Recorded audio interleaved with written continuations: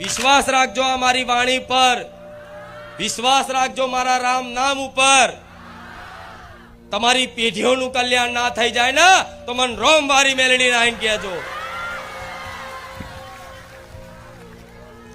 તમારા જેટલા દેવી દેવતાઓ હશે, તમારા વડવાઓ જેટલી માતાઓ પૂજેલી હશે, તમે જાણતા હશો કે નહીં જાણતા હોવ, કોઈ કદાચ તમારા વડવા કોઈ માતાઓ પૂજી હોય અને કદાચ તમને ખબર ના હોય, તમને કીધું ના હોય, અને કોઈ કારણોસર બધા કહે છે ને કે વડવાઓ પૂજેલી હોય, કોઈ મેલડી, કોઈ સધી,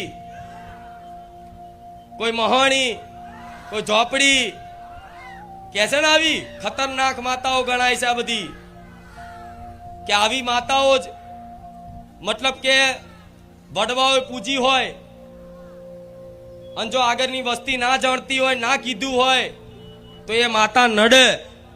આવું દરેક જાણે છે.